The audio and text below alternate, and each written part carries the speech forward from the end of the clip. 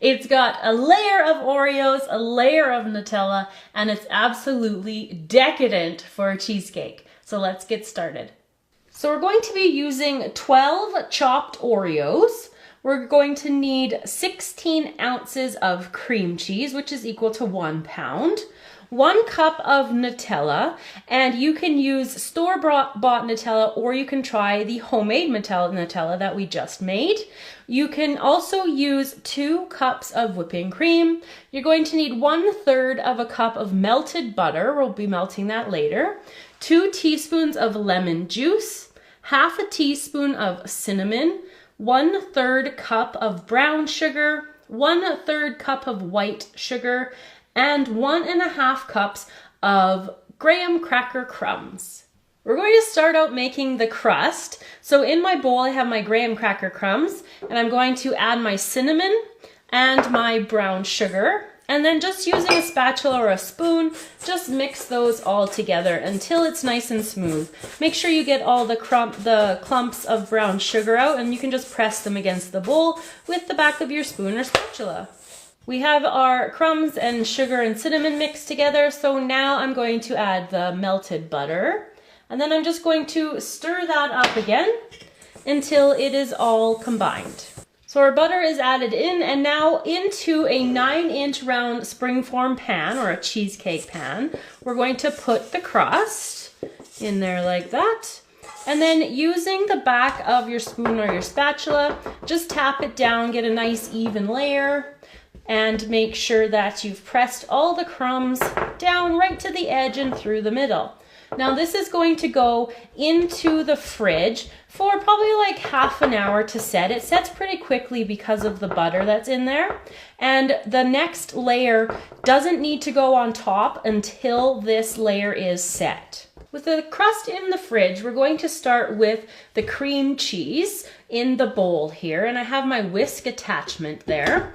So I'm just going to cream the cream cheese and add the lemon juice.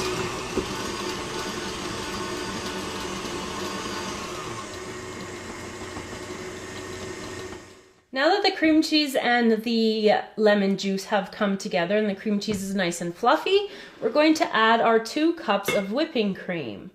Whenever you can find the heaviest cream that you have, that's what I would suggest for a substitution if you don't have whipping cream. So I'm going to whip this until the mixture thickens. So our cream has thickened up, and what I'm going to do now is put it back onto low, and I'm going to add the sugar gradually, and then I'm going to let the mixture whip until it is nice and stiff.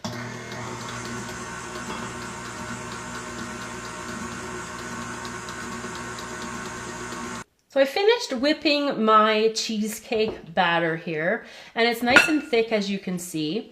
And what else I've done is I've divided it into 2 equal portions. So I'm going to put one to the side for right now, and I'm going to put my Oreos into this one, and I'm going to mix it up. I have the Oreos mixed in here, and I've also taken my crust out of the fridge, and it's nice and hard now.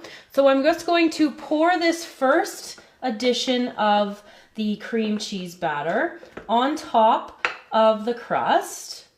And then I'm going to take an offset spatula, and I'm just going to smooth this out on top of the crust, and then it's going to go in the fridge again to make sure that it's set completely before we put the second layer on. For the Nutella layer, we're taking half of our batter and we're putting in a full cup of Nutella, and we're just going to mix this until no light streaks remain. Once your Oreo layer is chilled and your Nutella is mixed into your cream cheese, you're going to put the Nutella part directly on top of the Oreo part. So just put that all in there. And then I'm going to be using my offset spatula again. And I'm just going to smooth out the top as best as I can.